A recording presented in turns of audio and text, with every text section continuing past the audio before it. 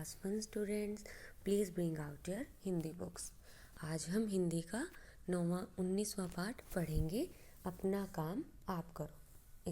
इस कहानी में हम ये सीखेंगे कि हमें अपना काम जो है वो खुद ही करना चाहिए, किसी से अपेक्षा नहीं करनी चाहिए कि कोई हमारा काम आकर करेगा। बहुत ही प्यारी कहानी है बच्चों, आओ चलो पढ़ते हैं।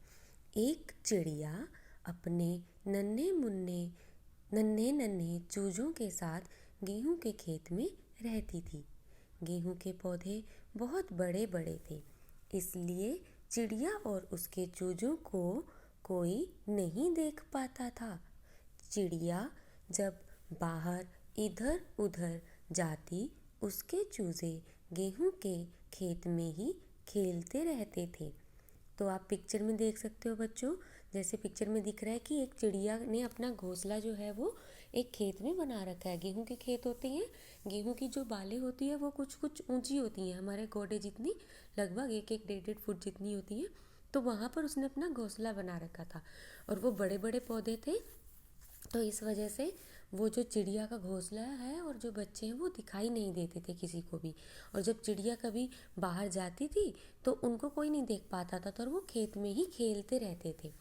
एक दिन चिड़िया के चूजे गेहूं के खेत में खेल रहे थे। उसी समय खेत का मालिक अपने बेटे के साथ वहां आया।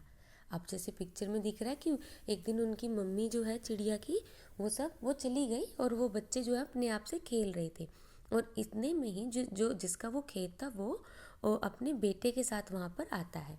उसने देखा कि फसल पक गई है।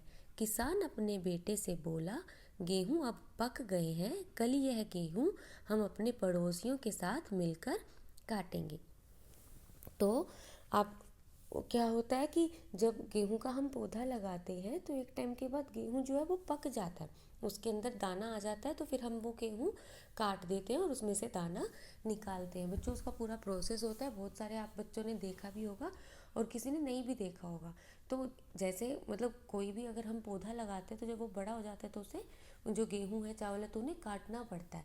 तो इसी तरह से उसने उनको बोला कि हमें यह पौधा काटना पड़ेगा और क्योंकि ये पक गए हैं। और उसने फिर उसको बोला कि हम कल पड़ोसियों के साथ आकर और फिर मिलकर काट लेंगे, क्योंकि अकेले तो इतने सारा गेहूं नहीं काट सकते। तो उसने सोचा कि पड़ोसियों को लाकर आकर साथ में काट लेंगे। कुछ समय बाद चिड़िया अपनों चूजों के पास वापस आ गई।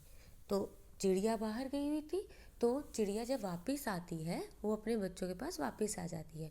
उसके चूजों ने उसे सारी बात बता दी। तो बच्चों ने जैसे ही मम्मी आई तो सारी बात उसको बता दी कि ऐसे ऐसे मालिक आया था, उसका बेटा आया था और वो फसल काटने की बात कर रहे थे। अब उनका तो वहाँ पर घर था, तो उन्हें चिंता हुई।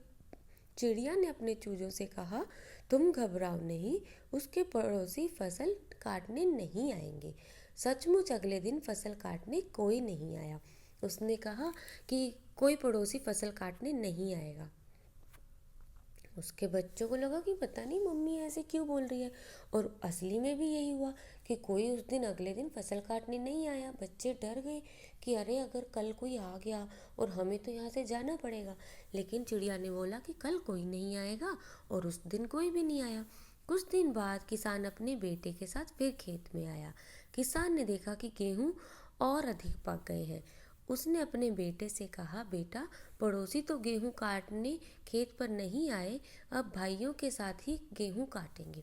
तो अगर फिर वो जब कोई बहुत दिनों तक नहीं आया, फिर वो अपने खेत में आता है किसान अपने बेटे के साथ, और फिर देखता है कि गेहूं और ज़्यादा पक गया है। तो फिर कहता है कि पड़ोसी तो कोई नहीं आया है, अब भाइयों के साथ आऊँगा मैं और गेहूं काटूंगा। कि पड़ोसी नहीं आ रहे तो अपने भाइयों से बात करता हूँ और उनके साथ मिलकर हम ये गेहूं काटेंगे। 2-3 दिन बाद किसान फिर से अपने बेटे के साथ खेत में आया। अब फसल देखकर किसान ने कहा, बेटा, कल हम स्वयं फसल काटेंगे। तो फिर 2-3 दिन निकल गए, वो और उसके भाई भी नहीं आए। चिड़िया भी देखती रही, है ना, लेकिन चिड़िया को पता था कि कोई नहीं आएगा। तो जब फिर बाद में उसके भाई भी नहीं आए और फसल अब बिल्कुल इतनी पक गई थी कि अब उसे छोड़ नहीं सकते थे और काटना ज़रूरी हो गया था, तो किसान ने कहा कि बेटा, कि अपने बेटे से बोलता है कि कल हम खुद ही आएंगे और फसल काटेंगे। अब फिर चूज़ों ने चिड़िया को यह बात बता दी।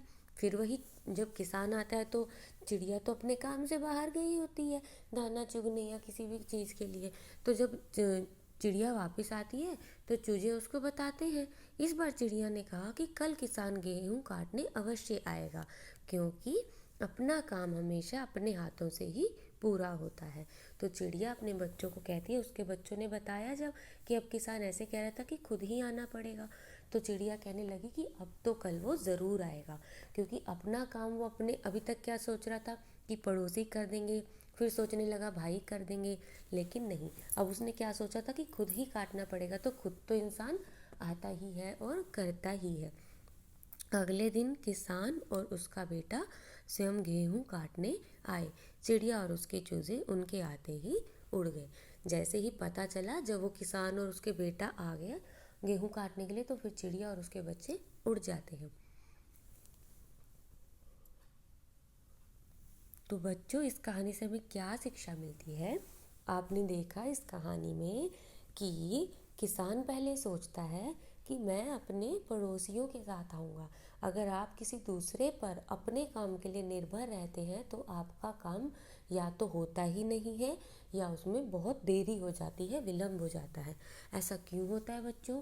क्योंकि देखो, दुनिया में या जो भी है सबके पास अपना काम भी रहता है। जो पड़ोसी होंगे उनके पास भी अपना काम होगा।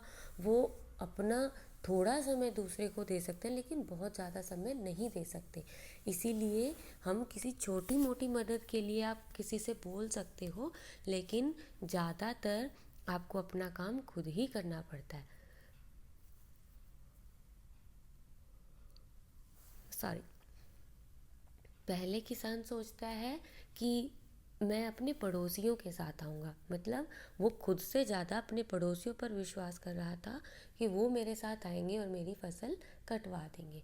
उसके बाद फिर वो अपने भाइयों के ऊपर निर्भर हुआ। उसने कहा मैं अपने भाइयों के साथ आऊँगा, क्योंकि उसका खुद का संकल्प जो है, दृढ़ निश्चय जो है वो नहीं था कि मुझे ये काम करना है। वो अपने पड़ोसियों और भाई की तरफ देख रहा था।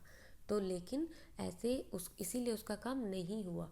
लेकिन जब उसने सोचा कि मैं कल खुद आऊँगा, तो वो कल अगले दिन आया। जब हम सोचते हैं कि हमें अपना काम खुद करना है, हम पहले करना तो शुरू करें, है ना। मदद भी आपको कोई तब करता है जब आप अपनी मदद करते हैं, है ना। जब आप खुद से अपना काम शुरू करते हैं तो ही कोई आपके लिए काम करता है। तो इस कहानी की बच्चों यही शिक्षा है कि अपना काम स्वयं करें। आप अपने होमवर्क के लिए आप किसी किसी को बोलते हो कि आप कर दो, आप कर दो, ऐसे नहीं होता।